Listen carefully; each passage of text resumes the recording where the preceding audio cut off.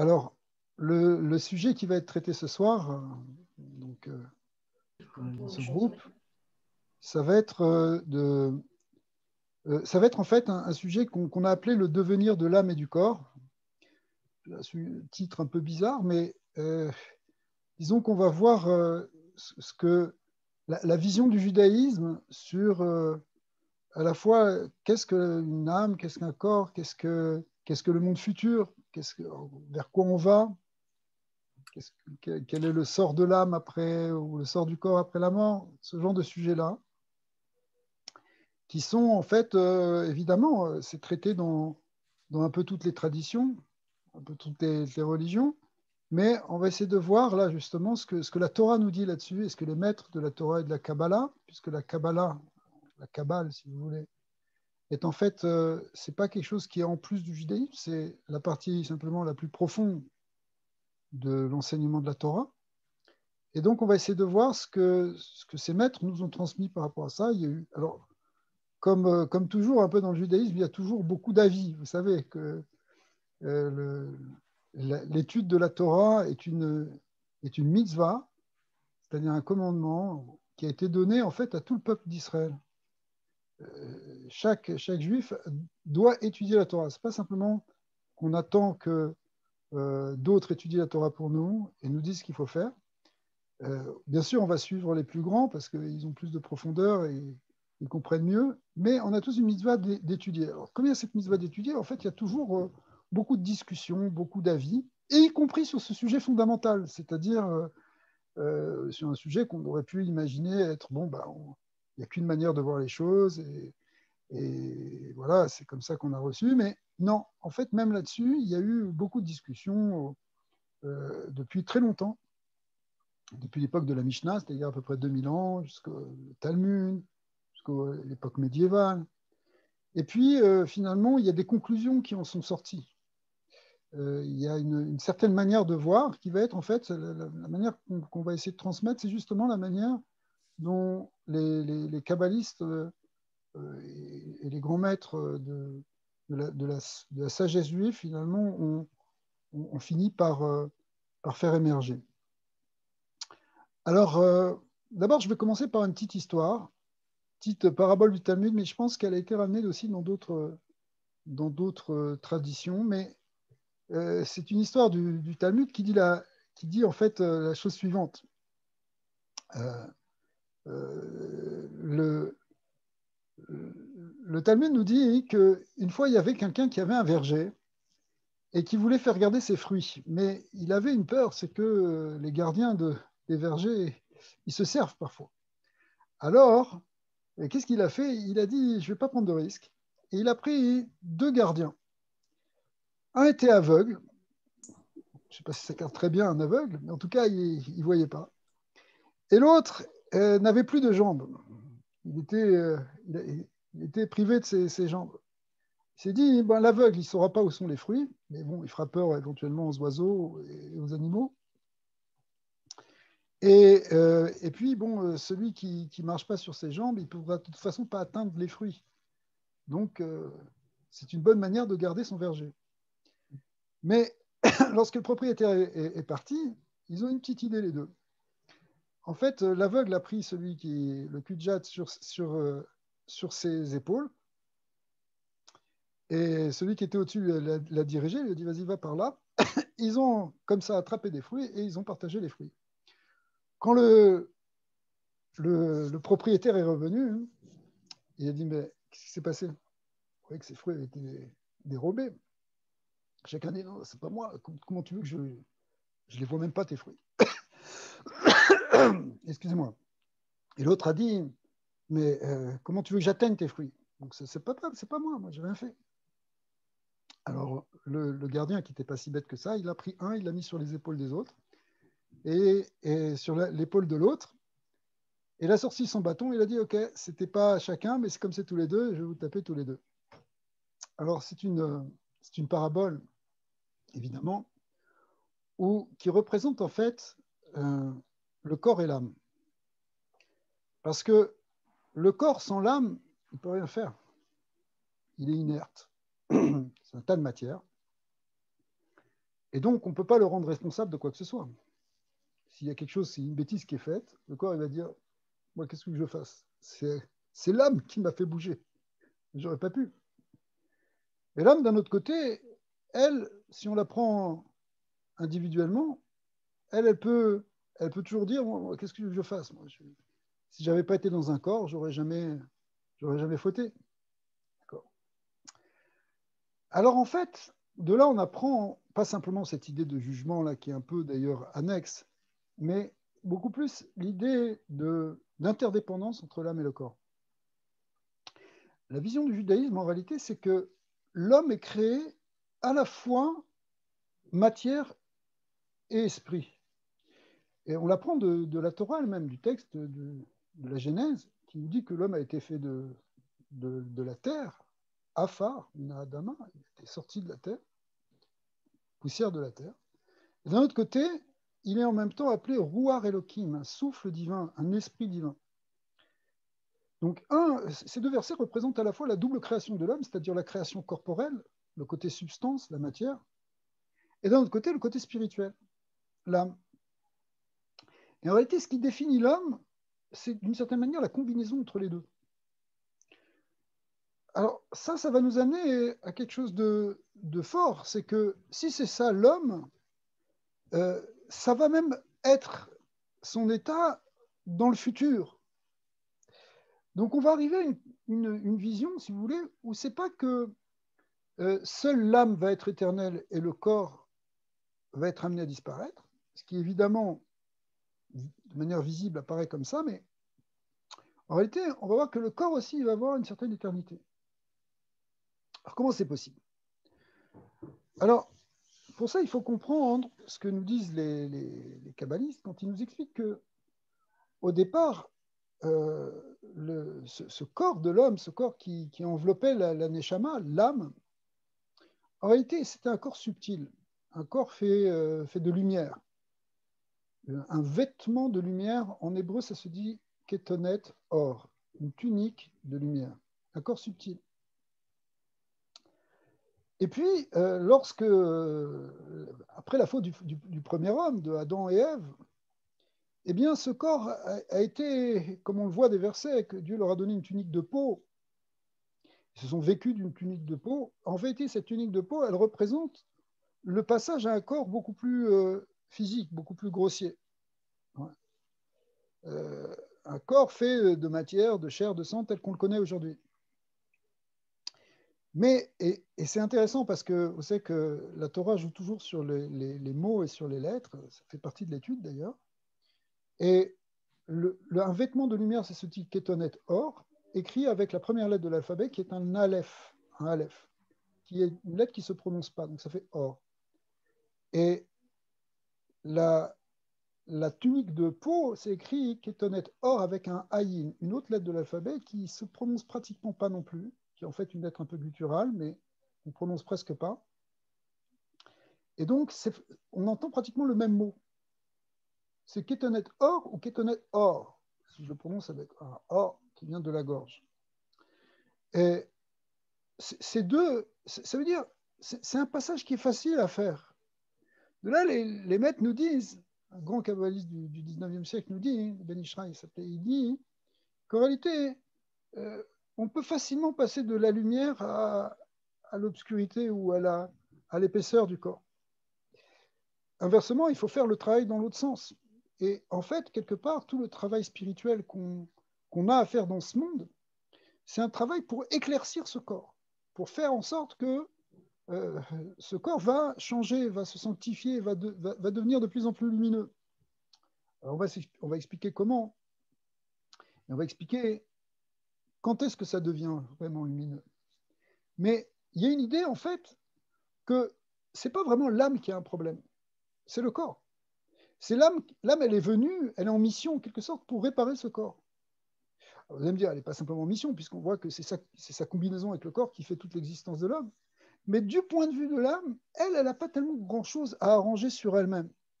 Le vrai problème qui a surgi justement au début de la création, c'est au niveau du corps, qui est passé de or avec un aleph, lumière, à or avec un in qui veut dire peau. Ça veut dire donc quelque chose d'opaque, quelque chose qui fait un voile, qui donne une limite. Et donc, l'âme, elle vient pour réparer ce corps et pour l'éclairer, pour que finalement, elle puisse être bien dans ce corps. Parce que jusque-là, tant que le corps il est là avec cette dimension de peau et de chair, eh bien lui, il est attiré vers quelque chose en général d'inférieur. Alors que l'âme, elle aspire au contraire à la lumière, elle aspire à la spiritualité, elle aspire à la connaissance. À la connaissance, et quand on dit connaissance, c'est la connaissance de Dieu en fait. Ça, c'est ce qui fait vivre l'âme, c'est ce désir de connaître Hachem, de connaître Dieu. Par contre, le corps, lui, il est pris par les plaisirs et les besoins physiques. Donc, il fonctionne un peu en opposition. Il n'y a pas de symbiose, il y a une difficulté. C'est ça tous les problèmes en vérité. C'est un des grands mots que je suis certain que vous avez déjà pas mal réfléchi sur ce mot, qui est très utilisé dans le judaïsme, c'est le mot shalom.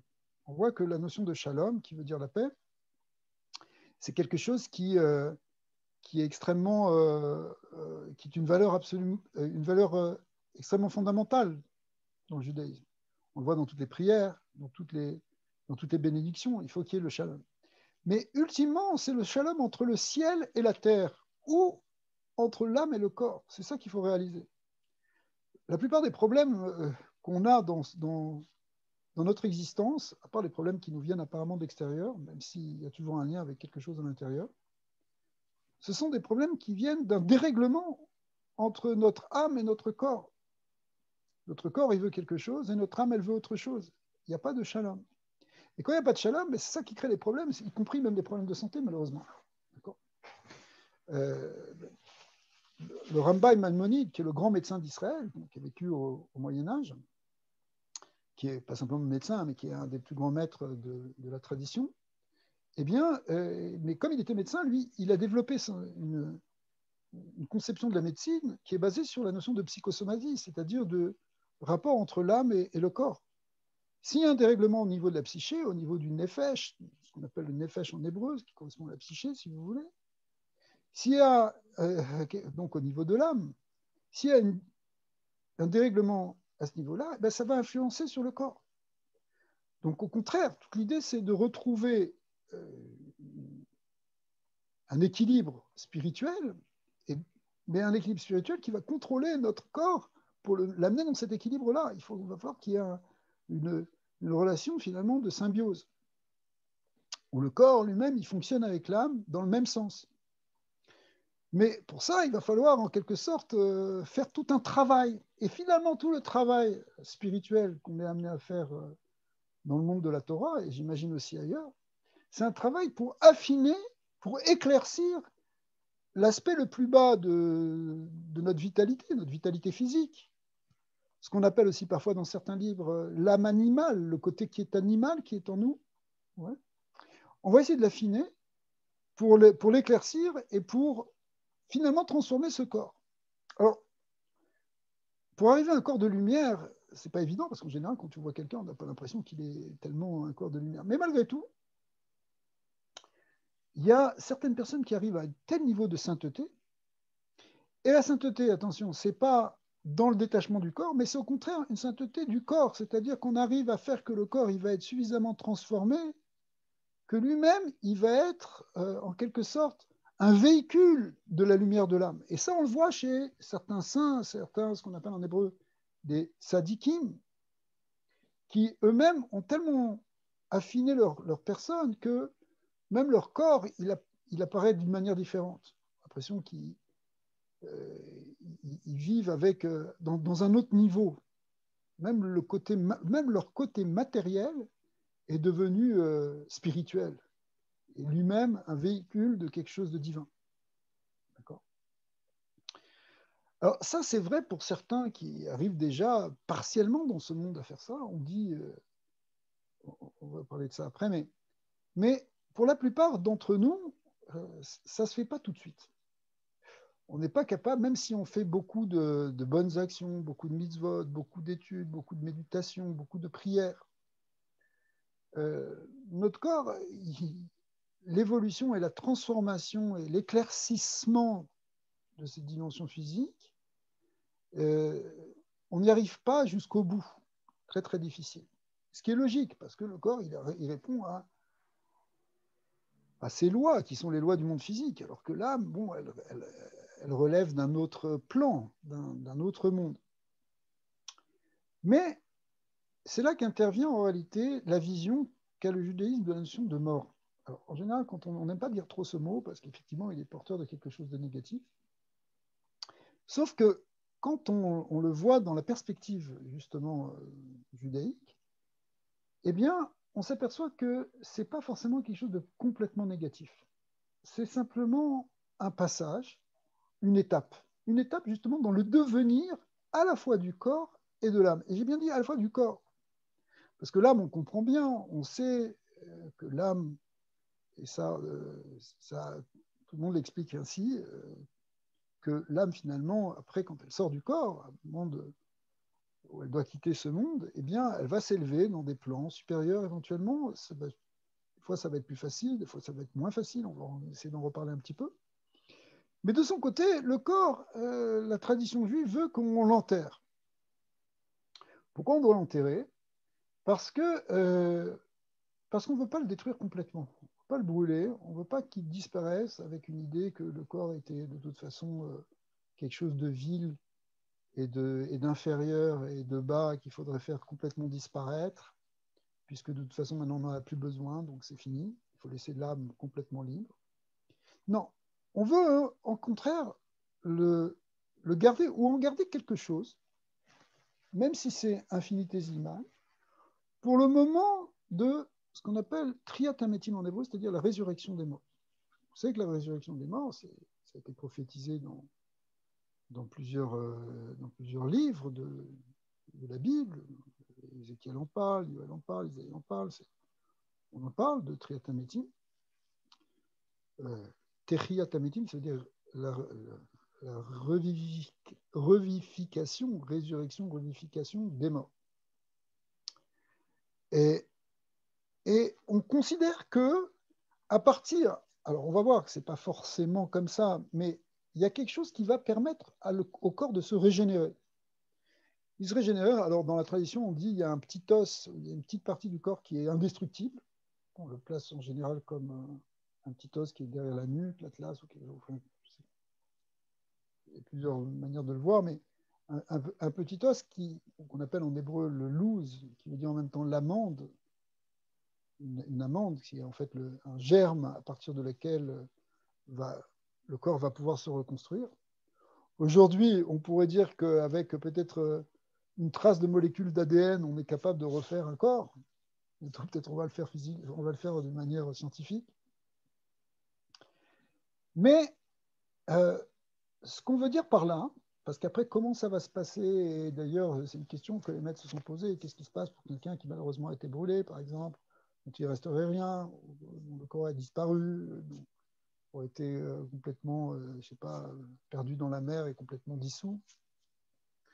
Bien, on dit que Dieu il aura sa manière de faire les choses. Nous, on ne comprend pas, on ne sait pas vraiment. Mais le processus, on y croit. Ça fait partie, en fait, de la foi juive, de savoir que le corps, il n'a pas été créé pour rien et que lui aussi, il a son avenir, un peu comme l'aveugle tout à l'heure dans la parabole qu'on a donnée, où finalement, il sera là pour donner des comptes et en même temps pour continuer. Et ce qu'on dit, c'est que pendant toute la période où il va être enterré, donc ça peut durer des centaines et des centaines d'années, des milliers d'années, donc il va se décomposer. Mais cette décomposition est en fait pour lui une purification.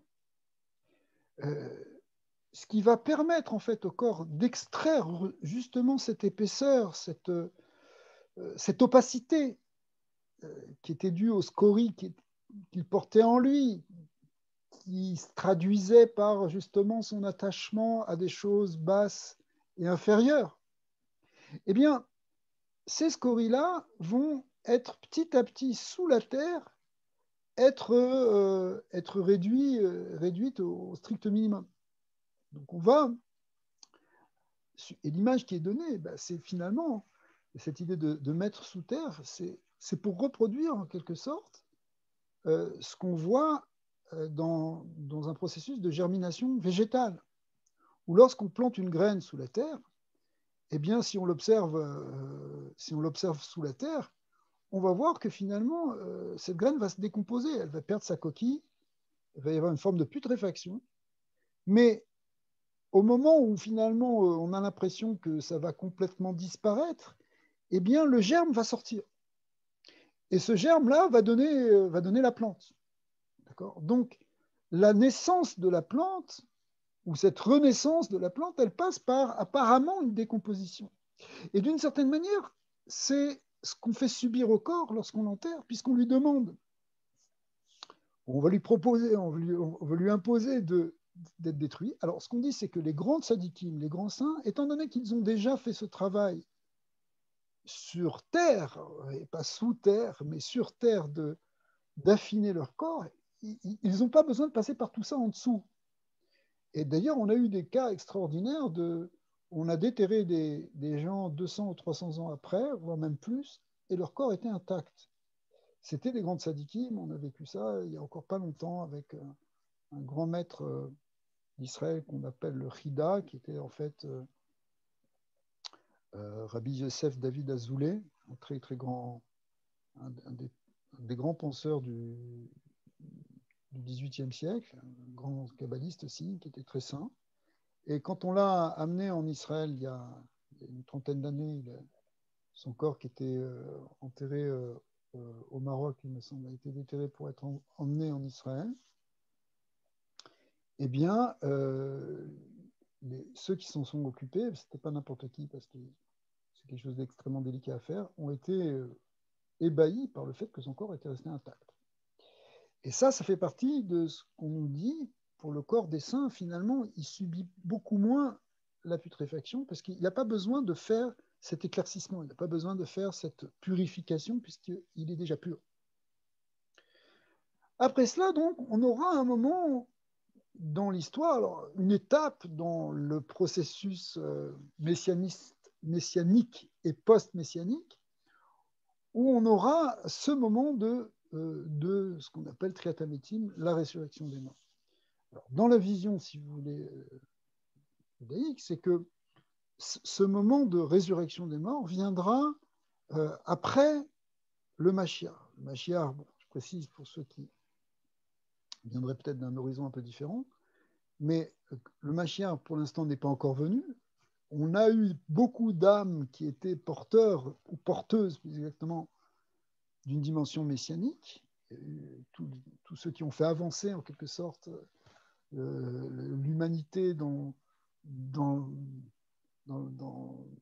son développement pour aller vers le bien, ils sont porteurs de cette vitalité messianique, mais le Mashiach, le Messie, viendra, il y a certaines conditions pour qu'on dise qu'il soit le Messie. Autre que, par exemple, Maïmonide nous cite qu'il va falloir qu'il reconstruise le temple. Donc, si on veut que le Messie vienne, il faut reconstruire le temple d'Israël, ce qui n'est pas pour nous simplement une utopie, hein, c'est quelque chose qui est non seulement une croyance très très forte, mais aujourd'hui, on y pense, on fait plus qu'y penser. Il y a des gens qui s'en occupent déjà de ça. On pense que ça doit devenir une réalité, cette reconstruction du temple. Le temple d'Israël, ça fait partie de quelque chose qui est central dans la tradition d'Israël, qui est central dans la Torah. Ce n'est pas simplement une espèce de... Oui, dans le passé, c'est un truc de l'Antiquité, et ça reste un peu comme un souvenir. C'est beaucoup plus que ça. C'est d'abord une croyance très très forte, mais c'est quelque chose qui anime toutes nos prières et qui va finir par aboutir, on en est certain. Ça a été prophétisé.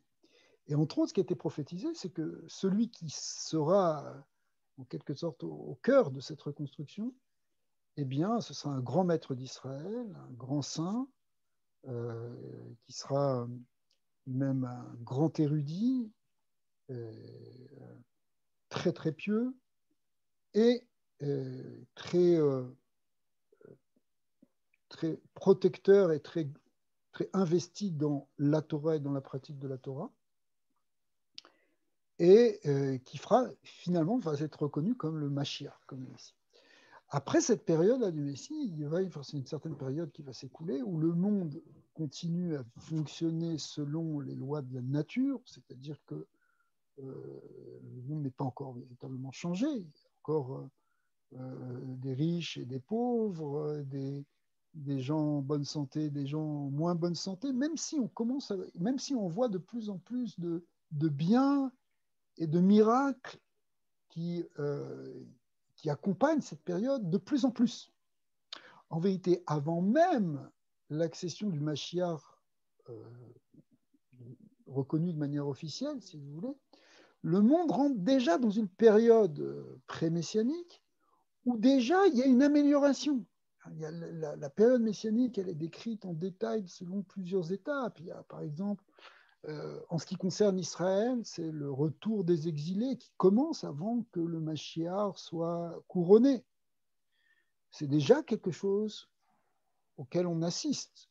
Les prophéties nous disent que la terre qui, pendant des centaines d'années, n'aura donné aucun fruit, complètement infertile, une terre déserte et aride, et une terre que les Arabes appelaient la terre de la mort, en arabe, eh bien, cette terre-là va redonner des fruits.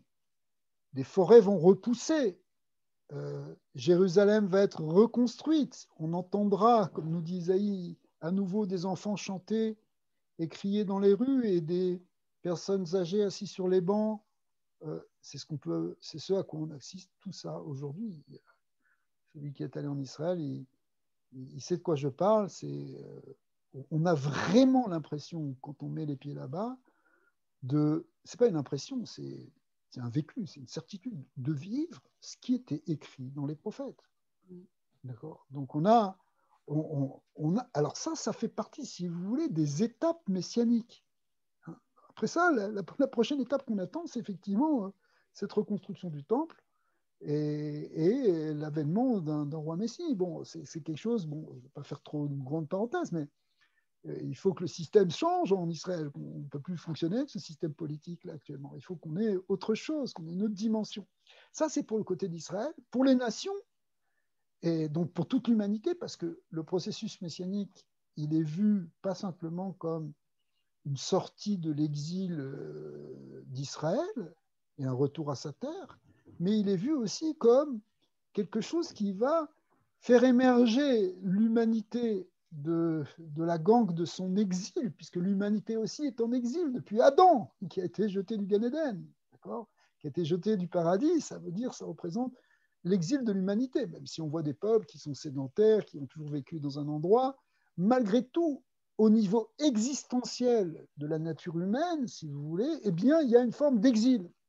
L'âme est en exil dans le corps, l'homme est encore dans les affres de choses complètement inférieures et qui le rendent prisonnier. Toutes ces guerres, toute cette haine, tout ce mal qui emprisonne l'homme, eh bien, il y a une idée de sortir de cet exil-là. On appelle ça une forme d'exil. Eh bien, ça aussi, il faut qu'on avance dans ça. Et d'ailleurs, on avance, même s'il y a encore aujourd'hui des conflits, même s'il y a encore aussi des maladies. C'est exactement ce qu'on est en train tous de vivre actuellement, ce problème mondial. Mais malgré tout, il y a un progrès si on est capable de regarder le niveau global de l'humanité. Il y a moins de conflits, il y a moins de misère, il y a moins de faim. Il y a encore un scandale énorme qui est des gens qui meurent de faim dans le monde, ça c'est évident. Il faut se battre pour ça, il faut continuer.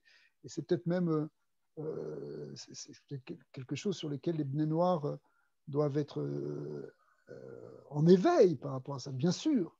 Mais si on se place avec une certaine perspective de l'évolution de l'humanité, on voit qu'il y a des changements. Il y a un changement et qui font partie de ces signes pré-messianiques, ou plus exactement des premières étapes messianiques. D'accord. Donc, c'est sûr qu'il y a encore des zones d'ombre à éclairer, il y a encore certaines horreurs qu'il faut éliminer. Évidemment, on n'est jamais à l'abri de dangers qui sont évidemment très grands. Mais en même temps, la foi d'Israël réelle est que, bon, d'abord qu'il y a un Dieu protecteur qui finalement dirige le monde et qui va amener le monde vers son but. C'est pas, on n'a pas simplement une croyance dans un Dieu créateur, mais aussi une croyance dans un Dieu directeur, c'est-à-dire qui dirige le monde, qui conduit le monde, même s'il le conduit en retrait, même s'il est voilé, mais parfois son intervention se montre. Et en tout cas, les choses arriveront au but que Dieu nous a déjà révélé partiellement à travers justement les prophéties. Donc ça fait partie aussi de la foi d'Israël. Et c'est cette foi d'ailleurs qui nous a tenus dans 2000 ans d'exil et qui fait que finalement, bah oui, les prophéties, elles se réalisent. D'accord ? Si on n'y avait pas cru, c'est pour ça que la Mishnah, et ça reprend notre sujet, la Mishnah qui sont les grands textes qui ont été écrits il y a 2000 ans par les sages d'Israël, la Mishnah statue dans le traité Sanhédrin que tout Israël a une part dans le monde futur. Elle parle d'Israël là-bas, elle ne parle pas des nations, mais elle parle aussi des nations un peu plus loin. Et tout Israël a une part dans le monde futur, sauf celui qui renie l'idée de résurrection. Celui qui renie l'idée de monde futur, mais il n'a pas sa part là-bas parce que ce qui amène cette réalité, ça a été notre foi. Bon, ça touche un sujet qui est très très profond sur la notion de foi, que c'est la foi qui est, si vous voulez, le levier qui va permettre d'amener une certaine réalité. C'est parce qu'on a la force de la foi hein, qui donne un futur. C'est plus encore qu'autre chose. Alors, on va essayer de recentrer un petit peu le sujet parce qu'en fait, on parle toujours du même sujet, mais ce n'est pas grave.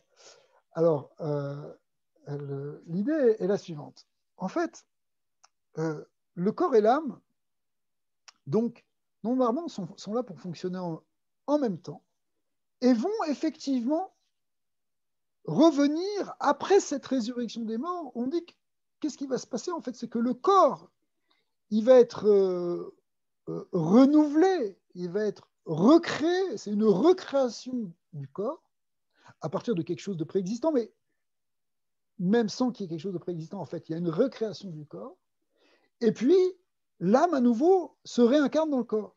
Et c'est à ce moment-là que, puisque c'est un corps qui est maintenant complètement purifié, complètement éclairci, complètement, on pourrait dire, translucide à la lumière, eh bien là, il va y avoir une harmonie parfaite entre le corps et l'âme. Et après cela, eh bien, il va y avoir des étapes d'élévation au corps. Ça ne s'arrête pas là. Alors, d'ailleurs, pour décrire un peu ces étapes, on va essayer de les décrire rapidement. Parce que c'est peut-être moins connu, c'est pas très connu, même dans le judaïsme, c'est pas tout le monde qui connaît très très bien ces passages-là. Et pourtant, vous allez voir à quel point ça fait un sens très, très intéressant. En réalité, ces étapes, on les classifie d'une manière un peu symbolique sous forme de périodes dans l'histoire de l'homme. Ce qu'on appelle ici, ce qu'on va appeler des millénaires. Ouais. Alors, le calcul qu'on fait, en fait, ce sur quoi on s'appuie, c'est selon le calendrier hébraïque, en fait, qui est basé sur la date de la création de l'homme telle qu'elle est marquée dans la Torah. C'est-à-dire qu'on suit, en fait, les années de la Torah. C'est pour ça que, d'après le judaïsme, aujourd'hui, on est dans l'année 5781. Donc on est, si vous voulez, dans la fin du 6e millénaire, 5781. Depuis la création du monde telle qu'elle est écrite dans la Torah.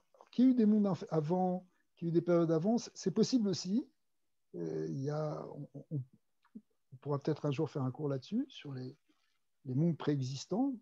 Mais l'échelle de temps sur laquelle on va se baser maintenant pour expliquer ce qu'on va expliquer est basée sur cette création d'Adam, sur ce début d'Adam. Avant, il y a peut-être des choses pré-adamiques, mais on parle maintenant de Adam, qui est créé donc, dans le récit de la Genèse le 6e jour de la création, mais en tout cas, on va se baser là-dessus. Alors, les maîtres nous disent que, de même que la semaine telle qu'elle est donnée dans la Torah et qui elle, ce modèle-là, il s'est imposé dans toute l'humanité finalement. L'idée de semaine, de 6 jours, de 7 jours. Pourquoi je dis 6 jours? Parce qu'en fait, tel que c'est présenté au début de la Genèse, il y a 6 jours de la semaine plus un 7e, qui est le jour du Shabbat. Eh bien, en fait, il y a un parallèle qu'on va faire entre ces 6 plus 1 jour, c'est-à-dire ces 7 jours, avec 7 millénaires, ou 6 millénaires plus un 7e millénaire. Et donc, quand on dit qu'on est à la fin du 6e millénaire, en 5781, en fait, ça veut dire qu'on est presque bientôt arrivé au 7e millénaire, au 7e jour, au jour du Shabbat. Et on comprend bien que le Shabbat, de même que le Shabbat, c'est un jour au contraire de repos, c'est un jour de repos, c'est un jour où toute la création retourne dans sa source, en quelque sorte, où elle retrouve son harmonie originelle, où on amène le repos, Dieu s'est reposé. Il faut expliquer ce que ça veut dire, c'est expliqué dans les textes, mais eh bien, de même aussi, on pense que le 7e millénaire, ça va être un temps où on va vivre les choses différemment. Et en fait, ce 6e millénaire, il va nous amener, il doit nous amener à ce temps du 7e millénaire. Et tout, de même que dans la Torah, il est présenté que tu travailleras 6 jours et le 7e jour, tu te reposeras, eh bien, nous aussi, on comprend que ces 6000 ans sont le temps où l'humanité fait un travail pour arriver justement à une nouvelle ère. Alors, quand on entre un peu plus dans les détails, ce temps de 6 millénaires, en fait, il est marqué, si on veut comprendre en ce qui concerne le corps et l'âme, il est marqué par le fait que le corps a, on pourrait dire, pendant toute cette période-là, c'est lui qui domine. C'est lui qui est le maître de maison. D'accord ? Selon une image qui est une image un peu symbolique qui est donnée. Ça veut dire quoi le maître de maison? Ça veut dire celui qui dirige. Effectivement, même aujourd'hui, si je vous pose la question à vous tous, on va dire, oui, qui c'est qui domine entre nous? Est-ce que c'est notre corps ou est-ce que c'est notre âme? On va dire, si on veut être vraiment honnête, c'est sûr que c'est un peu notre corps. Parce que même si notre âme, elle prend des décisions, même si on a de la volonté, mais c'est si bien, si le corps, il veut lui laisser un peu de place. Oui, je veux étudier, mais hey, il faut aussi que je gagne ma vie, il faut aussi vivre sur Terre, il y a d'autres priorités. C'est qui est prioritaire? C'est le côté physique, le côté spirituel. À part certaines personnes qui travaillent vraiment sur ça, c'est le côté physique qui l'emporte. Écoutez la radio, écoutez la télévision, vous allez voir qu'on va vous parler surtout de problèmes matériels, avant de vous parler de problèmes spirituels. Pourquoi? Parce que c'est la matière qui l'emporte. L'esprit, on lui laisse une petite place, si on veut bien lui laisser une petite place. C'est un peu comme quand tu es invité chez quelqu'un, si on veut te laisser une place à table, c'est bien, sinon on va te laisser peut-être dans un petit coin. Bon, j'espère que c'est pas comme ça quand vous invitez des gens, mais je suis sûr que non. Mais en fin de compte, si tu es invité quelque part, tu es obligé de suivre ce qui va se passer. Donc si le corps il veut pas du tout, il dit ouais, moi je veux rien, l'âme elle reste comme ça dans son petit coin, elle va pas se développer, elle va pas se nourrir, elle reste minimum, je ne fais pas trop entendre. Alors ça c'est l'état, hein, grosso modo, du 6e millénaire. Dans le 7e millénaire, au contraire, c'est l'âme qui va l'emporter sur le corps et qui va tirer le corps. Et c'est elle qui sera on va voir, on va peut-être un peu développer. Mais quand on regarde bien ce que nous disent les textes, quand on étudie en profondeur, on s'aperçoit que ce dont on a parlé tout à l'heure, cette résurrection des morts, elle intervient aussi pendant le 6e millénaire, vers la fin. Donc on n'est plus très loin. Vers la fin. c'est à ce moment-là qu'il y a un changement. Parce que quand il y a ce moment de triatamétime, de résurrection, eh bien, étant donné que le corps, lui, il a quand même changé, là, il n'est plus le même, on a vu, il s'est complètement purifié. Alors, il va laisser beaucoup plus de place à l'âme. Il va lui dire, OK, là, c'est comme quelqu'un qui se marie maintenant. Et il invite son épouse, il lui dit, bah, écoute, la maison, elle est à toi. C'est toi, moi, je t'écoute, on va fonctionner à deux maintenant. D'accord? Et donc, le corps lui-même, il ne va plus être celui qui domine réellement, qui va être le maître de maison, mais ça va être déjà l'âme qui va, au contraire, parce qu'elle a aussi peut-être plus de sagesse, d'une certaine manière, va prendre un peu le dessus, en quelque sorte. Ça ne veut pas dire que le corps, parce que souvent on croit, hein, et c'est ça l'originalité ici de cette vision, de la vision judaïque, c'est que souvent on a tendance à croire que bon, bah, le corps, bah, c'est juste un tas de chair et qui n'a pas d'utilité, enfin bon, c'est une utilité fonctionnelle, mais ça n'a pas de volonté propre, à part ce qu'on a dit qu'il y avait une inertie qui nous tirait vers le bas, mais on n'a pas l'impression qu'il y a quelque chose de très positif quand on se place d'un point de vue spirituel, évidemment. D'accord ? Mais justement, le judaïsme nous dit que non, en réalité, quand il va être justement purifié et qu'il va être clarifié, il va avoir aussi une autre dimension. Il va prendre une dimension qui sera largement l'égale de l'âme. En même temps, il va laisser beaucoup de place à l'âme, mais en même temps, ce corps-là, il va devenir en quelque sorte spirituel lui aussi. Ou plus exactement, parce que c'est là qu'on touche le point, c'est qu'il va permettre de révéler le divin autant que l'âme, autant que la neshama, que l'âme. Parce que le spirituel comme le matériel ne sont pas de l'ordre du divin. Le divin, c'est quelque chose qui est plus élevé que le spirituel. Mais en fait, l'esprit, l'âme, je ne fais pas de distinction pour l'instant entre l'esprit et l'âme, il faudrait en fait, si on voulait, mais peu importe le côté spirituel qui est en nous, et il aspire à connaître le divin, à être proche de Dieu.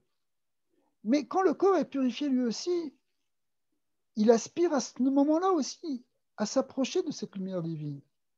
Et il devient même lui-même un réceptacle de cette lumière divine, peut-être même encore plus que l'âme. Parce qu'en fait, bien qu'il soit plus bas, sa racine dans les mondes supérieurs est peut-être plus élevée. Donc, l'âme et le corps, tous les deux, est réunis ensemble comme dans une vraie union qui va fonctionner complètement. Eh bien, les deux vont permettre une grande révélation du divin. Et ce qui est important à souligner, c'est que cette réunion, cette révélation du divin, elle va se faire dans le plan du monde terrestre, puisque si le corps revient, il revient dans la terre, il revient sur terre. Si bien que le monde futur qui va venir donc après cette résurrection, ce monde futur, il se place dans un monde terrestre. Le Olam Haba, le monde à venir, littéralement, le monde futur, c'est pas un monde céleste, c'est un monde terrestre. Alors bien sûr, on parle des palais supérieurs et qui sont dans les cieux, mais ces palais sont ces niveaux et ces cieux et ces degrés, il y en a une infinité déjà, sont ceux que parcourt l'âme après la mort. Mais ça, c'est avant, si vous voulez, quand elle quitte d'abord le corps la première fois.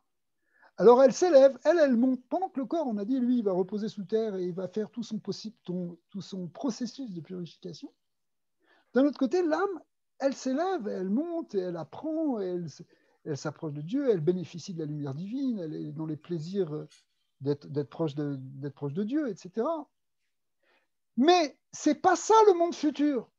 La Kabbale nous dit très clairement que ça s'appelle le monde des âmes, le Gan Eden. Le Gan Eden inférieur, supérieur, il y a tellement de degrés, bien sûr. Mais le monde à venir, le Olam Abba, le monde futur, c'est après la résurrection, quand l'âme revient dans le corps, sur terre. Et là où, et si vous voulez, tout à l'heure on a donné l'image du bâton qui frappait à la fois les deux brigands, mais c'est inversement, c'est aussi la récompense, entre guillemets, parce qu'on n'aime pas trop ce terme, eh bien, elle se fait dans l'âme et le corps incarnés, enfin l'âme incarnée dans le corps, donc dans ce monde d'en bas.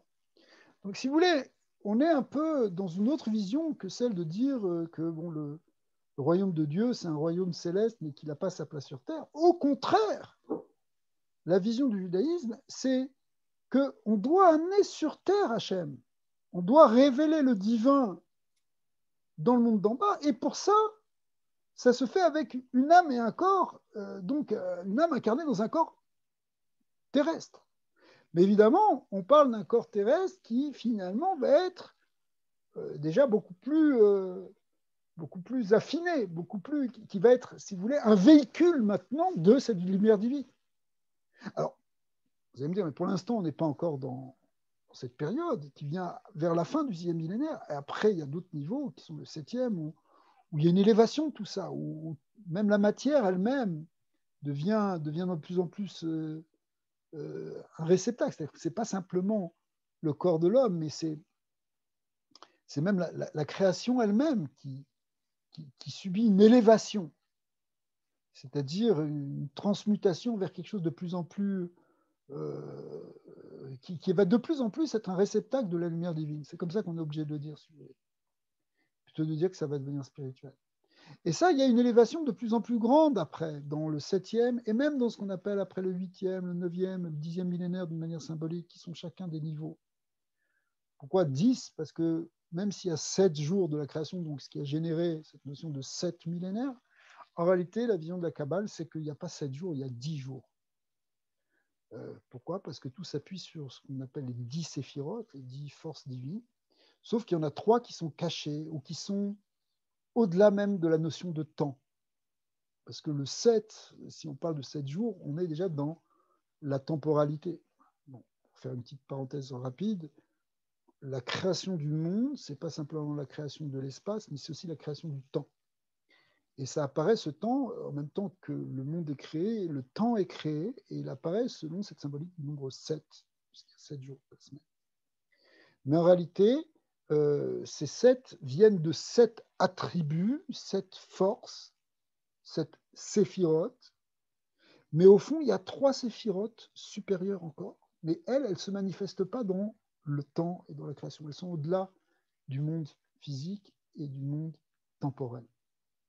Mais cependant, ce sont des principes qui animent ou qui animeront encore plus dans le futur le monde. Et donc, on parle aussi symboliquement d'un 8e, d'un 9e, d'un 10e, et même de ça, évidemment, quand on parle de 8, 9, 10, on n'est plus dans le temps, puisqu'on est dans des principes qui sont au-delà du temps. Donc, on n'est plus que dans une forme de symbolique, mais qui représente des degrés d'élévation spirituelle de plus en plus importants et de plus en plus élevés, mais d'une élévation qui se fait avec encore cette idée de corps, mais un corps qui est de plus en plus lumineux, qui devient de plus en plus, si vous voulez, éthérique. D'accord. Alors tout ça, ce sont des niveaux qu'on ne comprend pas très bien. Enfin, c'est pas qu'on ne comprend pas, mais on en a une idée, mais on pourrait dire théorique. Mais malgré tout, il y a cette vision, si vous voulez, que le Olam Abba, il doit se faire dans un monde où il y a une âme qui est incarnée dans un corps.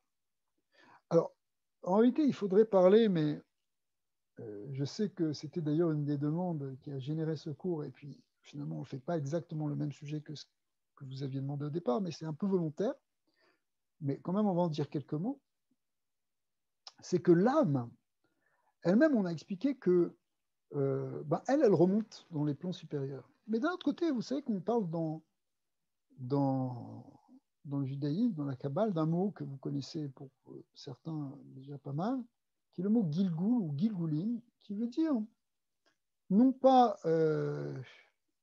une réincarnation, mais qui veut dire une transmigration de l'âme, une circonvolution, une transmigration de l'âme qui, après la mort, peut elle-même parfois retraverser ou dans différents plans, venir même s'incarner dans une autre personne, ou s'incarner partiellement, ou même dans des degrés parfois même inférieurs à l'homme, dans l'animal, le végétal ou le minéral.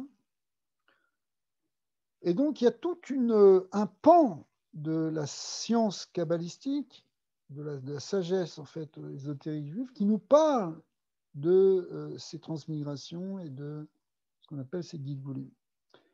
Mais volontairement, je ne voulais pas en parler réellement parce que c'est un sujet extrêmement vaste qui, je vous dis, c'est vraiment rentrer dans beaucoup de profondeur de la Kabbalah pour vraiment essayer de comprendre de ce dont on parle. Mais, juste pour dire un mot, si l'âme est amenée à transmigrer, c'est parfois pour réparer des choses. Mais en réalité, comme on l'a expliqué tout à l'heure, elle-même n'a pas vraiment quelque chose à réparer parce que c'est une lumière pure, l'âme. Tous les matins, on fait une prière au lever qui est où on remercie Dieu de nous avoir donné une âme pure et de nous la rendre chaque matin. Neshama Teora,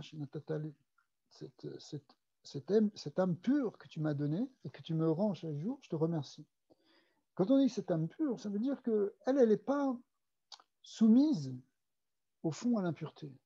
Elle reste une lumière qui, même si on fait toutes les bêtises dans ce monde, éventuellement, que Dieu préserve, malgré tout, elle ne va pas être souillée. Alors, si c'est comme ça, pourquoi est-ce qu'on devrait parler d'une transmigration et de réparation d'âmes qui doivent transmigrer pour réparer des choses ou des fautes? En réalité, ce n'est pas l'âme elle-même qui doit se réparer, c'est ce qu'on appelle les vêtements de l'âme. Et pour ça, il faut dire une chose, c'est que pour l'instant, on était dans une vision duelle entre l'âme et le corps. Mais en réalité, si on rentre un peu plus en profondeur, on s'aperçoit qu'il y a aussi quelque chose qui fait en quelque sorte l'interface entre l'âme et le corps, entre le spirituel et le matériel. Parce que ce sont deux choses qui sont tellement différentes qu'il va falloir quelque chose qui fasse une connexion entre le côté spirituel de l'âme et le côté matériel du corps. Dans la Torah, on fait référence à ça lorsqu'on parle du Tselem Elohim, de l'image de Dieu. L'homme a été créé à l'image de Dieu, et ce mot Tselem qui veut dire une image, ou Dmout qui veut dire une ressemblance, créons l'homme à notre image et à notre ressemblance, comme notre ressemblance. Ces mots-là, les kabbalistes les ont compris comme justement ces interfaces, ce qui fait cette connexion, ce lien entre l'âme et le corps. Et dans le langage kabbalistique, on appelle ça les vêtements de l'âme. Les vêtements de l'âme, c'est ce qui nous permet d'avoir une certaine connexion avec le corps. Et ces vêtements-là, comme ils sont à la fois un peu corporels et à la fois en même temps un peu spirituels, ce sont des corps subtils, il y en a plusieurs niveaux, ceux-là peuvent être amenés à subir quelques réparations. Et parce que éventuellement ils se seront souillés, ils se seront déviés, ils se seront déformés. Et c'est de eux qu'on parle réellement lorsqu'on parle de Gilgulim et de transmigration. Ce n'est pas l'âme en tant que telle. L'âme, elle est pure lumière. On a du mal à comprendre ça, mais c'est une lumière qui est pure, qui est un peu comme un soleil qui peut éclairer dans plusieurs fenêtres, dans plusieurs corps.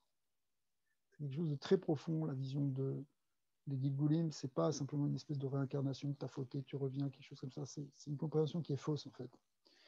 Et donc, cette transmigration de l'âme, elle parle essentiellement sur ces vêtements de l'âme, mais que de notre point de vue à nous, on peut parfois associer à l'âme. Mais dans tous les cas, finalement, même ces vêtements vont être réparés, même en fin de compte, c'est eux qui sont réparés, soit ils sont réparés par le processus de Gilgulim, soit parfois par un certain nombre d'épreuves qu'ils peuvent avoir à subir, mais finalement, il y a des réparations qui se font. On peut déjà réparer aussi dans ce monde avec ce qu'on appelle la Teshuvah. Et puis, ça veut dire l'idée de vouloir revenir à Dieu et de se corriger, de changer notre fonctionnement et de vouloir revenir dans un bon chemin. Donc, c'est la première manière de comprendre la notion de Teshuvah. Donc, on peut faire des réparations de cette manière ou de cette autre, mais finalement, tout doit être réuni, unifié pour rentrer dans ce Olam Haba, dans ce monde futur. Donc, si vous voulez, en conclusion première, déjà, ce qu'on peut dire, c'est que voilà, l'âme et le corps ne sont pas deux choses qui sont... enfin, c'est vraiment important de comprendre que dans le judaïsme, le corps a son rôle à jouer, il a une place fondamentale, que ce monde-ci a aussi une place fondamentale, qu'on n'est pas là comme dans certains, je sais pas, certaines visions où de toute façon ce monde il est vil, il est, il est sale, il est irrécupérable, donc finalement s'il est détruit, pourquoi pas, de toute façon tout doit être détruit puisque seule l'âme est éternelle. Non, le corps aussi est éternel. Et ce monde-ci aussi est éternel, même si pour l'instant il est soumis encore à la force qui amène la mort, donc la destruction, la perte, la dégradation, etc. Malgré tout, il y aura au moment de Triat Hametim, au moment de la résurrection, une telle transformation que les forces du mal, les forces négatives qui détruisent le corps, mais qui détruisent le monde, vont aussi disparaître, vont être transformées. C'est le verset d'Isaïe qui dit Bela Amavet la Netzar, que la mort va être absorbée pour l'éternité, c'est-à-dire qu'il y aura une transformation y compris du côté de la matière, qui fait que la dégradation, la perte va cesser pour laisser la place, au contraire, à une dimension d'éternité. Mais cette éternité, elle n'est pas dans un autre plan, elle va être ici. D'où l'importance, déjà aujourd'hui, de faire attention à ce qu'il y a ici, de faire attention à ce qu'il y a dans ce monde, de faire attention à ce qu'il y a dans notre corps, faire attention, il y a des mitzvot à faire avec notre corps, voilà, dans les 7 lois de Noé, on voit ce sont des choses qui sont je veux dire, en relation avec le monde. C'est très concret, c'est quelque chose de... On ne doit pas tuer, on ne doit pas voler, on doit respecter, etc. C'est pas simplement je rentre dans une spiritualité et puis bon, que le monde se détruise, peu importe, puisque je vais sauver mon âme. C'est pas ça. Il faut arriver à amener le bien dans l'humanité terrestre. Et ça, si vous voulez, c'est vraiment la vision du judaïsme. C'est cette vision-là qu'on peut essayer de montrer, de partager. C'est qu'en même temps, c'est dans ce monde que ça se joue. En même temps, c'est pas... Ça veut dire, on ne va pas retomber dans un extrême de dire, bon, bah, de toute façon, tout est dans la matérialité, donc on vit ici, puis le reste, on verra bien. Ni non plus de tomber dans l'extrême spirituel opposé, où on dit, bah, de toute façon, ce monde-ci, il est voué à sa perte, de toute façon, tout va être détruit, donc à quoi bon s'investir, et peu importe, et après moi, le déluge, quoi. Donc, non, c'est pas ça. C'est les deux à la fois. C'est-à-dire, enfin, c'est les deux à la fois. Il faut combiner à la fois le côté spirituel avec le côté matériel. C'est ça tout le défi, c'est ça tout l'enjeu. Être des hommes tout en étant, c'est-à-dire des hommes terrestres, si vous voulez, tout en étant des êtres spirituels. Donc, c'est être à la fois terre et ciel. À la fois, on est créé de la terre et à la fois, on est créé du ciel. C'est les deux créations dont on parlait au début. Et ces deux créations-là, elles sont aussi vraies l'une que l'autre. C'est Dieu, Bereshit, bara et Hashamayim vetaretz. Bereshit, bara, Elohim et Hashamayim vetaretz. Dieu créa le ciel et la terre. Les deux, le ciel et la terre, représentent le spirituel et le matériel. Ce sont deux créations. Et ces deux créations, elles sont voulues au même niveau. Et même en vérité, même le côté terrestre, il va aller même encore plus haut, il va être encore plus apte à révéler le divin même que le côté spirituel parce que sa source est plus élevée. Donc voilà, peut-être c'est quelques idées qu'on peut dire ici sur cette notion de... J'ai une question, Rabbi. Oui. Merci beaucoup pour ce cours. J'ai une réflexion puis une question. Quand vous parlez des vêtements de l'âme, est-ce que c'est juste quand on lit dans Rabbi Shneur Zalman, on peut briser nos vêtements par la parole, la pensée et l'action, mais on peut réparer par l'action, la parole et la pensée. Ça, c'est ma première réflexion, si ça a un lien avec les vêtements de l'âme. Puis ma question, quand vous parliez que Dieu dirige le monde, il est Dieu créateur, il est Dieu qui dirige, mais plus comme en retrait, est-ce que c'est juste là, de parler que là, ça vient parler du Oraganous, la lumière cachée, est-ce que c'est dans ce sens-là? Est-ce que le Oraganous, cette lumière cachée fait en sorte que Dieu est en retrait? Alors, pour répondre d'abord à la deuxième question, pourquoi pas, effectivement, la manière dont présentent les kabbalistes le fonctionnement du monde, c'est que au départ, Dieu a voilé sa lumière pour créer le monde, parce que sa lumière étant infinie, pour laisser de la place à d'autres existants, à une création, il a fallu que Dieu se cache cette lumière. Donc c'est ce qu'on appelle le Or Aganous, qui veut dire en hébreu la lumière cachée, la lumière qui était voilée. Mais en même temps, cette lumière, elle était voilée, mais pas pour toujours. Parce que le but de la création du monde, c'est que cette lumière se révèle dedans. Donc, il faut la cacher dans un premier temps, partiellement en tout cas, parce que sinon, rien n'existerait. Mais il faut la cacher pour que le monde existe. Mais en même temps, le but du monde, c'est que ce soit oui, c'est exactement ce qu'on appelle en hébreu le tzimtzum. Bravo. C'est ce qu'on appelle le tzimtzum en hébreu, qui veut dire la contraction originelle de la lumière, qui a voilé la lumière. Hein, et bien, mais le but, c'est pas de rester toujours avec le voile. La langue hébraïque est magnifique parce que le mot olam, qui veut dire monde, Meler Olam, le roi du monde. Olam, ça veut dire monde. En fait, c'est les mêmes lettres que le mot Elem, qui veut dire voile. Hein. Donc, en fait, le monde est un voile. Le monde voile Dieu, parce que quand il y a le monde, donc on ne voit pas Dieu, puisqu'on voit la matière. On va dire comme ça, parce qu'il n'y a pas que le monde matériel, mais il y a quelque chose qui fait écran.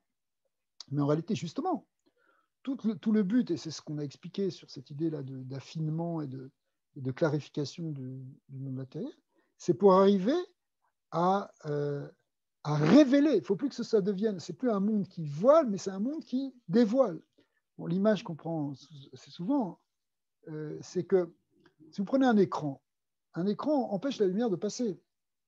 Si je mets un écran opaque, si j'ai un projecteur ici, eh bien, la lumière va pas passer, va pas traverser. S'il est vraiment opaque, ça ne traverse pas. D'accord. Mais en même temps, dans un écran de cinéma, ce qui permet de voir le film, c'est justement l'écran. C'est-à-dire que le monde, dans cette symbolique-là, il est à la fois le voile, mais il est en même temps ce qui peut révéler. Parce que si vous ne mettez pas d'écran du tout, vous envoyez ça dans la nature, vous ne verrez jamais votre film. Donc l'idée du monde, c'est que c'est vrai que ça peut voiler l'image de Dieu, l'image divine, la lumière divine. Mais en même temps, c'est ce qui peut potentiellement le révéler, la révéler, cette lumière divine. Et c'est notre travail à nous de transformer cet écran. Et de transformer cet écran pour le faire passer d'un voile à, au contraire, un écran qui dévoile, qui révèle. Et ce travail-là, il se fait d'abord et avant tout sur la partie du monde qui nous concerne le plus, c'est-à-dire notre corps. Mais en même temps, en travaillant sur notre corps, on travaille sur la partie de la création qui est en relation avec nous, puisqu'on a en quelque sorte une part de la création à arranger. Donc l'idée, en fait, c'est d'utiliser, dans ce monde et dans ce corps, on va finalement transformer ce monde pour en faire un lieu de révélation et même d'habitation, littéralement. C'est les termes qui sont employés, d'habitation, un lieu de résidence pour le Créateur. Pas seulement qu'il se révèle visuellement, mais qu'on sente qu'il est présent, qu'il est là parmi nous. Ça, c'est le but en réalité c'est le but de la création. Est-ce que c'est pour ça que l'on dit que chaque humain est le temple de Dieu? Exact, absolument. Il faut qu'on arrive à faire le verset qui est dit sur la construction du tabernacle, qui a été édifié à l'époque de Moïse dans le désert. Le verset dit Vasuli Migdash, ils feront pour moi un temple, un sanctuaire, et je résiderai parmi eux. Et dans la grammaire hébraïque, on n'aurait pas attendu ce parmi eux, mais on aurait tenu je résiderai en lui, je résiderai pas en eux, mais en lui, dans ce sanctuaire. Ils feront pour moi un sanctuaire, et là-bas je résiderai.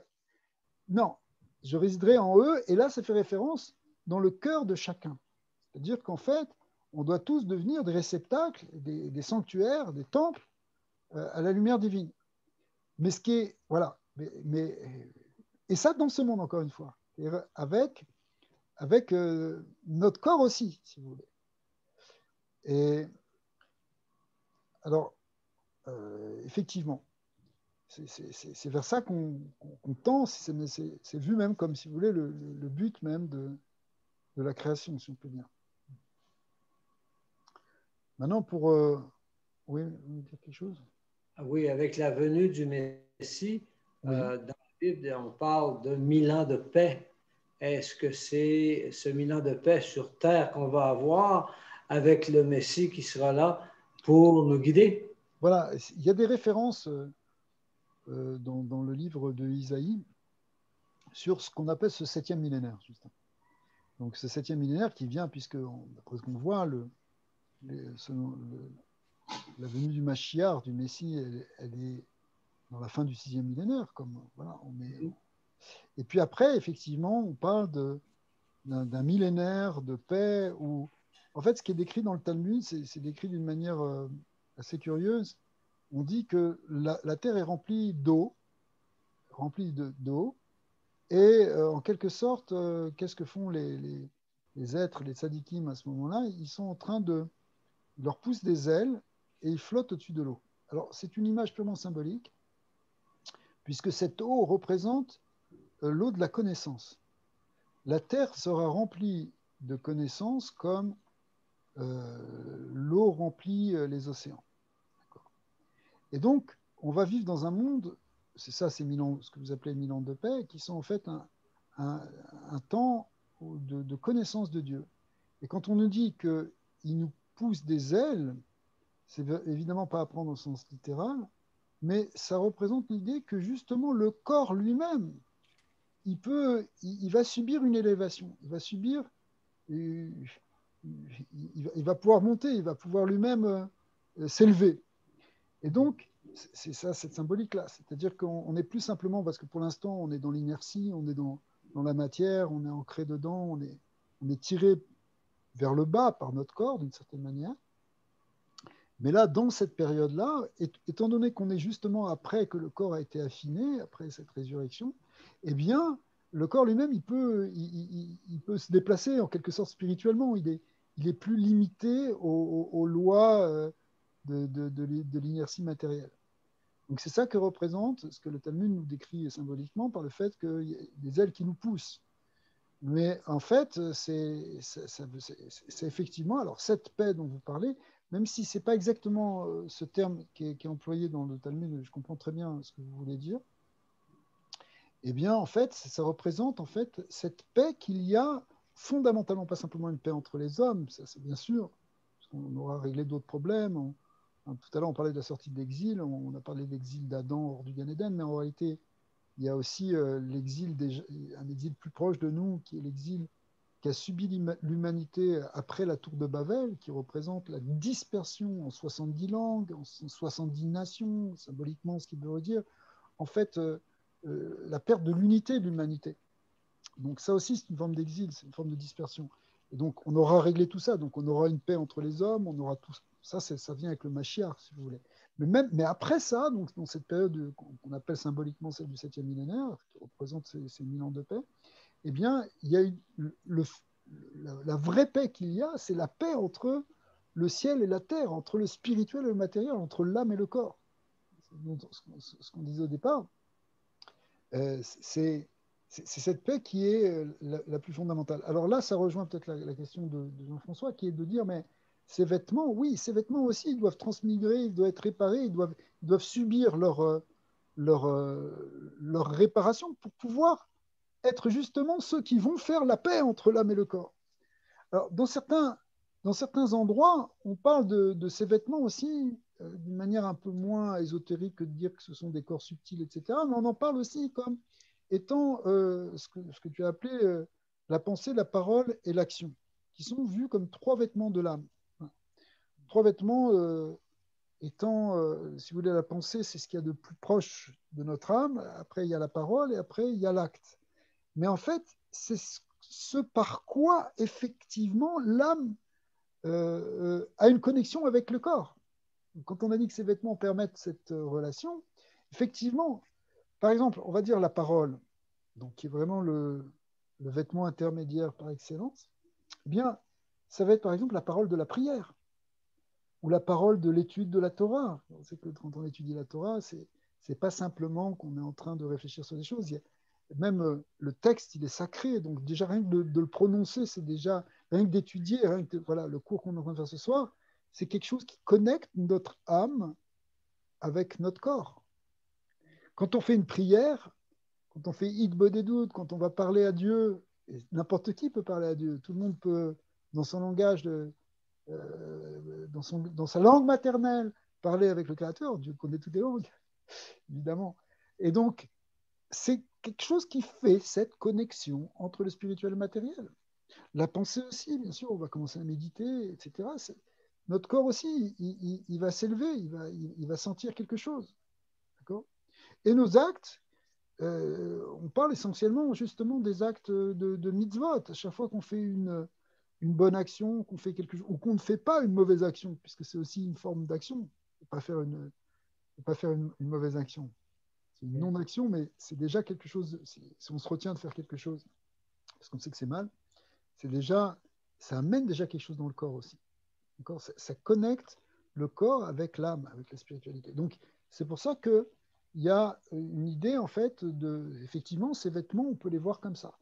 Et c'est pour ça, donc, il y a tout un travail à faire pour nous, dès à présent, de travailler sur notre pensée, travailler sur notre parole, travailler sur nos actes. C'est pas que simplement, bon, bah, la spiritualité, j'atteins des grands niveaux, mais après, je me comporte n'importe comment. Non, il faut trouver ce shalom, cette paix entre les deux. Ouais. C'est marqué, il y a la fameuse prière qu'on dit, bon, on apprend un verset qui dit Ose shalom bimromav, il y a ce shalom aleinu. Celui qui fait la paix dans les cieux, puisque là aussi, il faut qu'il règle l'harmonie des forces, des forces de l'univers, eh bien, il fera la paix parmi nous, mais ce n'est pas simplement parmi nous au sens de la paix entre les hommes, qui est évidemment très important, mais c'est aussi la paix justement en nous-mêmes, entre le spirituel et le matériel. C'est ça qu'il faut qu'on arrive à trouver. Et ça, c'est quelque chose que le judaïsme doit montrer, enfin doit transmettre comme idée. Hein, vous voyez, on n'est pas du tout dans l'idée ici d'imposer un dogme ou quoi. On est vraiment dans ce concept de shalom entre le spirituel et le matériel. C'est une grande clé pour l'humanité. C'est une clé qui est vitale parce que on voit aujourd'hui, soit on est dans une société, une civilisation hyper matérialiste, où l'idée de Dieu est complètement mise à l'écart, un peu comme dans l'image, là, tout à l'heure je disais la petite âme, elle se fait toute petite, là. Va parler de Dieu sur la scène publique. Dans certains pays, c'est carrément banni. Dans beaucoup de... Ouais, que ce soit en Europe, que ce soit en Occident, que ce soit même en Chine, pour donner un exemple. Et puis, à l'autre extrême, on peut avoir une vision complètement spirituelle, apparemment spirituelle, parce qu'en réalité, ce n'est pas possible puisqu'on est dans ce monde, mais qui amène un déséquilibre complet. qui fait que de l'autre côté, au niveau matériel, ça ne va pas du tout non plus. On fait n'importe quoi. Donc, c'est cette idée, si vous voulez, de connecter. Bon, on voit dans certains pays, là où je pourrais prendre, je sais pas, certaines valeurs qui apparemment spirituelles, elles se font sur une idée de destruction du monde, finalement. On va tout détruire, on va tuer tout le monde, tous les infidèles, tout le monde, et puis enfin, il ne restera rien, mais ce n'est pas grave, puisque ce monde doit être détruit. Ce n'est pas ça non plus. Donc, au contraire, toute l'idée, c'est d'arriver, si on veut le shalom véritable, la vraie paix, c'est justement, c'est vraiment fondamental, d'unifier à la fois le côté spirituel avec le côté matériel.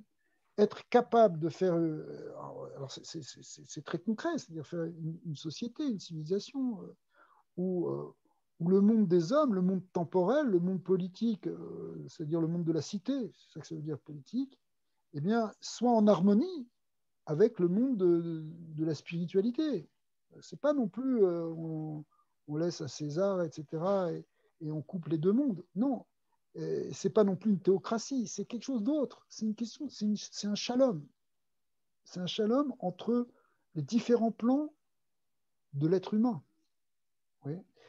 Et c'est ça, c'est vers ça que ça, c'est l'objectif de la Torah, c'est d'arriver à ça, d'arriver à cette harmonie, cette centralité entre les deux. Et ça, c'est une clé pour le devenir de l'homme, pas simplement d'Israël, mais vraiment de l'homme dans ce monde. Il va réussir sa mission que s'il arrive à unifier ces deux choses, à la fois le spirituel avec le matériel.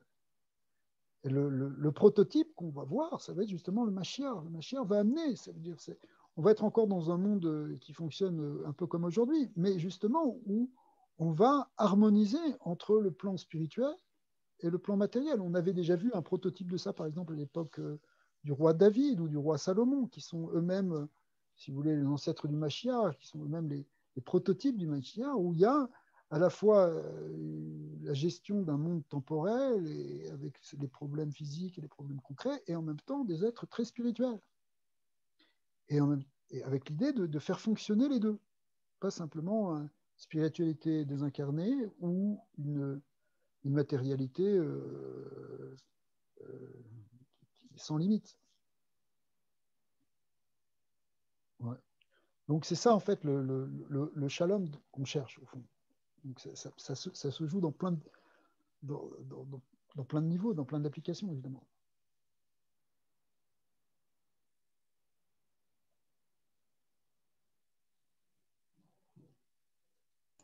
Thank you, merci. Ben avec plaisir. Avec plaisir. Est-ce qu'on existait déjà avant?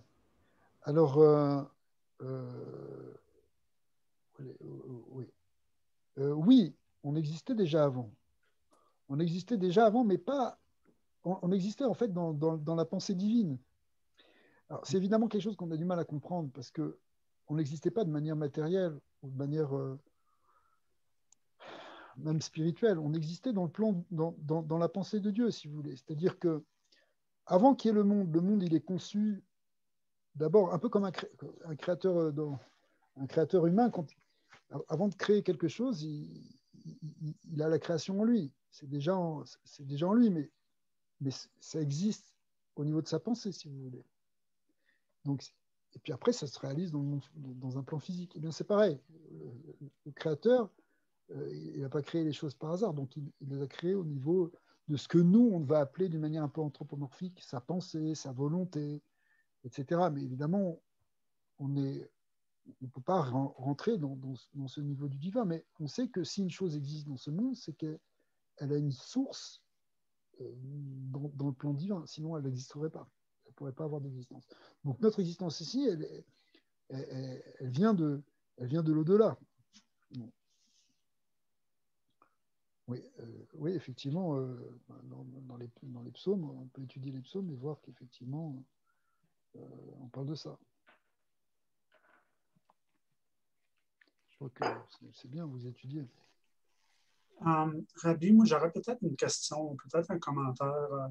Dans le Zohar, dans le traité des palais, vous en avez parlé un peu des palais, le séjour des âmes au niveau En tout cas, ils disent qu'il y a les palais d'en haut, il y a les palais d'en bas. Donc, probablement que comme vous parlez du corps et de l'âme, donc l'âme est plus portée vers les palais de haut et peut-être que le corps, il travaille plus avec la terre, donc il travaille avec les palais qui sont ici, justement, dans le plan matériel ou d'une certaine manière. Est-ce que ce serait ça ou c'est autre chose? Ça peut être vu plus ou moins comme ça, mais les palais d'en bas sont plutôt des niveaux de purification premiers de l'âme, en fait, normalement, ou de ces vêtements de l'âme, de ces aspects un peu subtils enfin, ou un peu matérialisés de l'âme, on pourrait dire. Donc, ce qu'on appelle les Mahadurot en hébreu, dans le Zohar, ce sont en fait des palais qui sont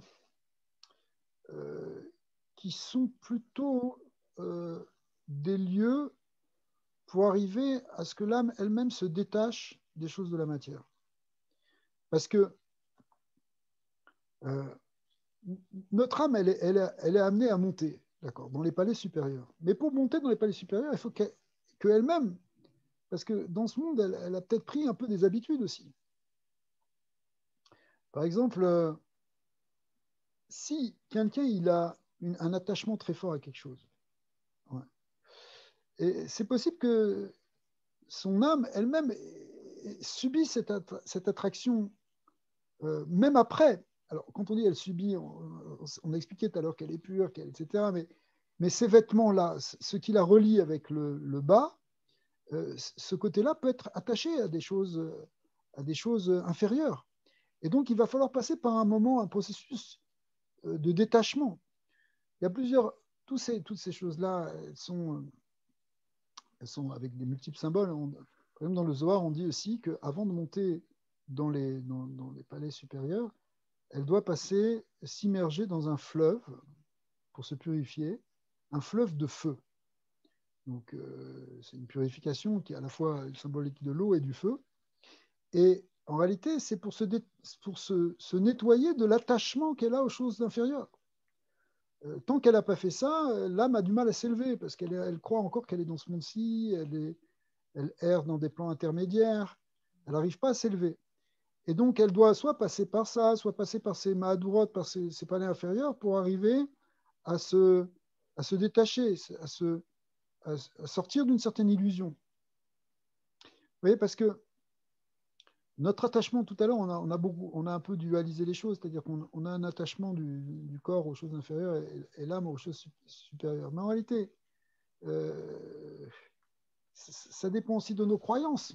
Si quelqu'un il a des croyances très profondes sur il faut qu'il en sorte aussi de croyances qui seraient éventuellement un peu inférieures. Dans Coquelet 12, attendez un peu, je vais vous dire, 12, non, j'en ai perdu là, 12.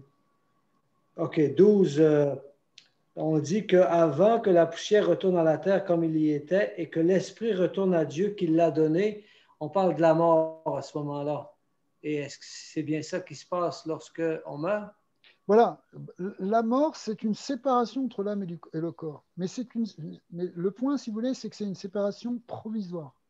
Mais c'est vécu comme ça. C'est ça l'idée de mort. L'idée de mort, c'est cette coupure entre l'âme et le corps.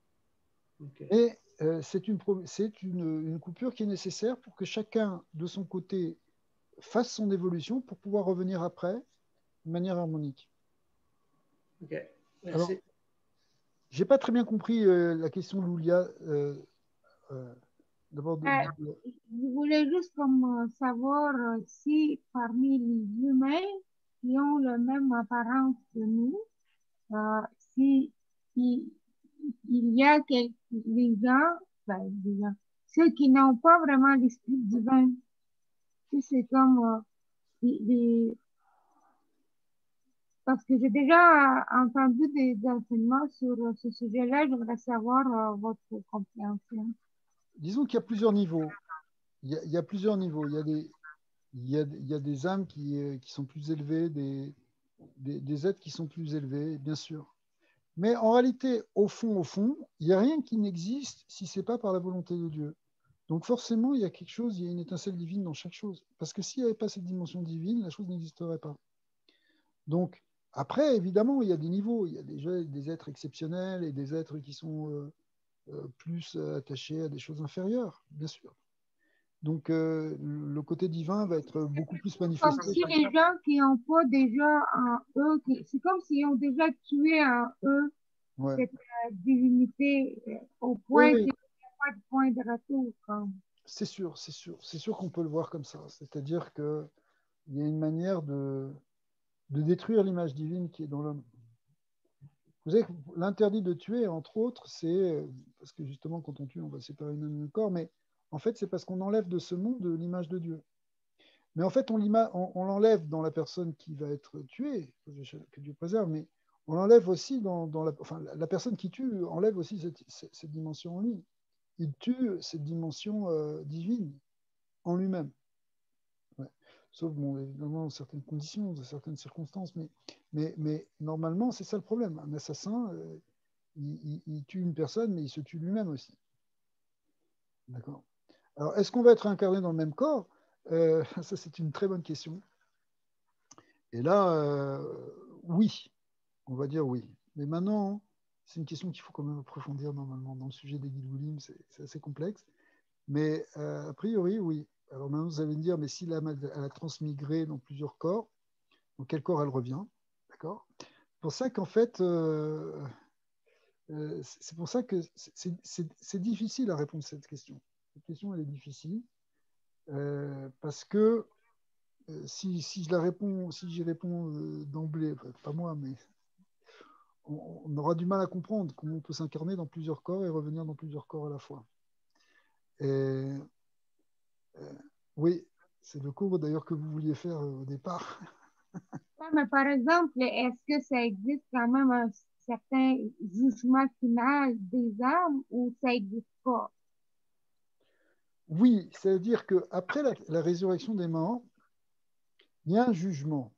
C'est ce fameux, d'ailleurs, cette image du bâton là, qui tapait nos deux invités là, du début, nos deux gardiens du verger, qui représente ce jugement. C'est un jugement qui concerne à la fois le corps et l'âme.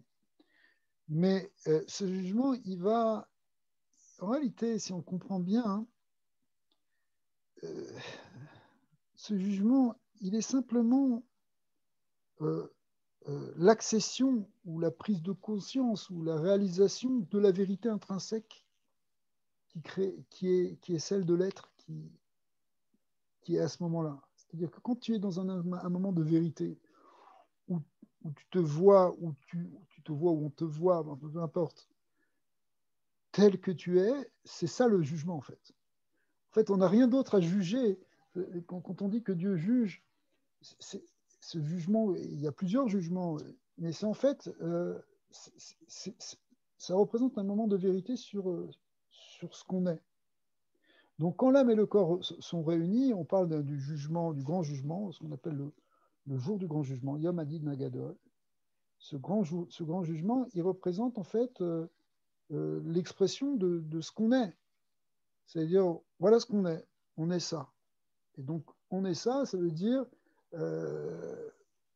concrètement, ça se traduit par le fait qu'on révèle tant ou plus ou moins la lumière divine. On est plus ou moins proche de cette lumière, plus ou moins clair par rapport à cette lumière.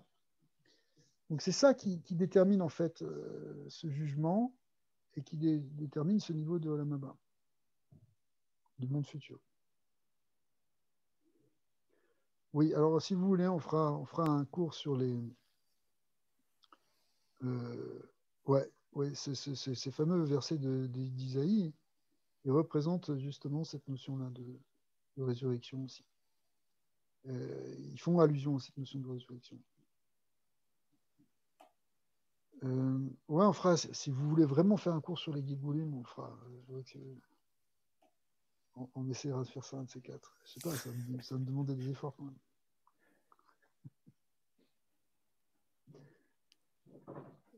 Ok, avec plaisir. Voilà, j'espère que ça vous a un peu éclairé sur cette vision du judaïsme. Je crois qu'elle est très importante, je je pense que cette idée-là de paix, elle est essentiellement basée là-dessus, en fait. Et elle est vraiment quelque chose d'important, même pour le monde d'aujourd'hui. Si vous voulez conclure. Alors, donc, j'espère qu'en fait, on va pouvoir voir cette paix se développer déjà en nous et dans le monde entier.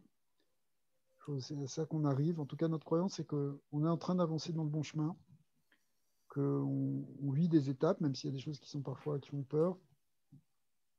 Mais justement, on doit se renforcer dans notre foi et dans notre émouna, parce que finalement, ce que nous ont dit nos ancêtres, là, ces prophètes, des temps anciens, ils avaient une vision profonde et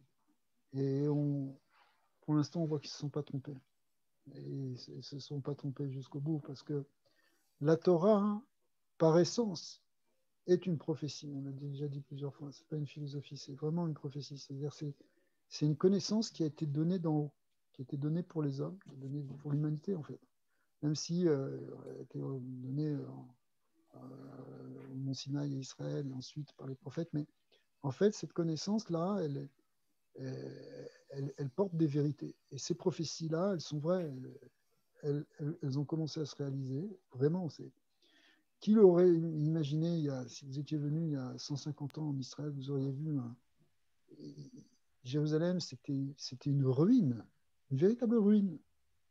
Une ruine, il n'y avait rien. Il y avait une très faible population qui vivait dans une très grande misère. C'était dans des collines complètement désertiques, il n'y avait rien qui poussait. Ils dépendaient, les petites communautés qui étaient là-bas, elles dépendaient de l'extérieur pour leur subsistance, et elles vivaient dans une misère noire. Et tout le pays était sans aucun développement. C'était vraiment c'était des ruines et des déserts. Et maintenant, vous allez voir une merveille, quoi. Et Dieu, dans la Bible, avait dit que ça deviendra un désert. Quand le peuple juif ne serait en dehors d'Israël, Voilà. OK, ça deviendra un désert, et seulement les chacals puis les animaux vivraient là. Mais lorsqu'il reviendra en Israël, ça deviendrait comme un jardin fleuri. Et voilà. Et Nous, regardez, on voit ça, on a la chance de vivre ça on ne de voit nos pas. jours. Oui, c'est De miraculeux. nos jours, C'est un miracle de notre génération, ça. on vit des miracles. Vous avez 100% raison. On vit des miracles. Et ça, c'est pour ça qu'on ne doit pas avoir peur pour le futur. Parce que, voilà, si quelqu'un a encore des doutes, mais c'est devant tes yeux. C'était même pas pensable. On voit même tous les événements que Dieu, c'est lui qui dirige tous les événements, jusqu'à ce que, quand les Juifs ont pris Jérusalem avec la guerre de 1967, c'est un pays athée qui a forcé Nasser à faire la guerre. Et ça a amené quoi? La Jordanie et la Syrie. Et grâce à cette guerre, les Juifs ont pu reprendre Jérusalem à ce moment-là. Oui. Il se sert des gens athées pour faire accomplir les prophéties qu'il a mis dans la bouche de ses prophètes il y a 2500 et 2000 ans. Exactement. Le Rav Kook avait beaucoup parlé de ça. Effectivement. Très, très bien. Tant mieux si ça vous apporte. Bah, écoutez, j'espère que, voilà, ça, on pourra reparler de ça aussi. Tout ça, ce sont des sujets aussi très importants de comprendre dans quel monde on vit actuellement et comment ce monde, en fait, il est pas le fruit du hasard, mais il y a un projet derrière. Il y a On vit plan. On est dedans.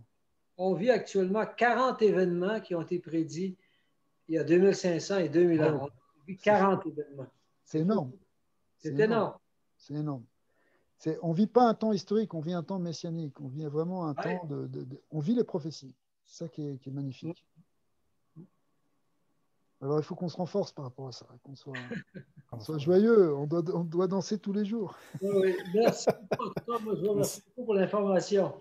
Parce que qu'est-ce qui est important de ne pas rester un spectateur, mais d'être un acteur. Oui, exactement. Mais en même temps, cet acteur-là, chacun dans notre niveau, dans notre sphère, déjà en travaillant sur nous, sur notre entourage, c'est déjà énorme. Je parle pour moi en tout cas. Ce qu'on peut faire, c'est déjà bien. Mais effectivement, on n'est pas simplement des spectateurs, on est aussi des acteurs. On est dedans. On est dans dans le film. On est dans la pièce de théâtre. Merci beaucoup, Rabbi. Avec plaisir, les amis. Je suis toujours là avec plaisir.